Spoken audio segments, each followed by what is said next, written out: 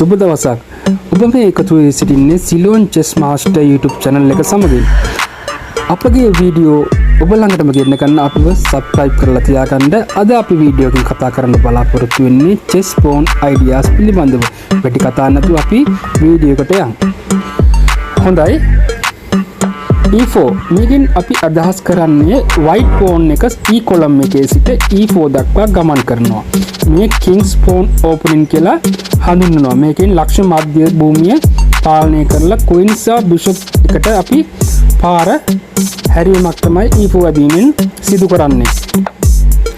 e5 ඒට black එකත් ඒ ආකාරයෙන් pawn එක e5 ට ගමන් කරලා මධ්‍ය පාලනයට සූදානම් වෙනවා. මේ open game කියලා අපි හඳුන්වනවා.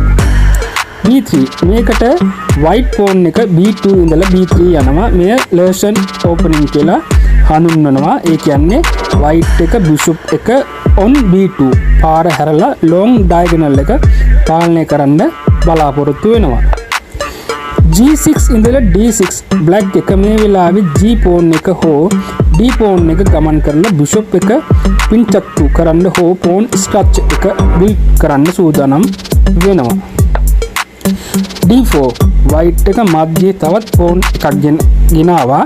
දැන් මධ්‍යයේ d4 සහ e4 pawn දෙකම තියෙනවා. ඒ කියන්නේ white එක දැන් center control එක අතර ගන්න තමයි උත්සාහ කරන්නේ.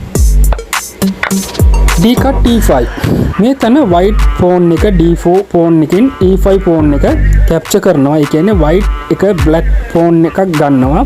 මධ්‍ය විවෘත වෙනවා. අපි මේක සාරාංශගත කරොත් මුල්ම ගමන e4 මේකෙන් white එක මධ්‍ය පාලනය කරලා attack එක build කරලා යනවා. black එක e5 ගමන් කරලා ඒ පාලනයට ඉස්සරහට එනවා. පසුව white එක b3 ගමන් කරලා bishop එකට long diagonal එක open කරනවා.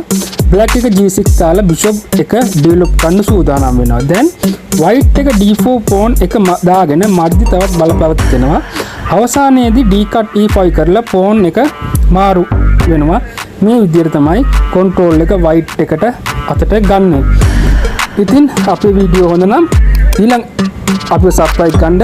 අපි ඊළඟ වීඩියෝ එකෙන් හමු වෙමු. සුබ දවසක්.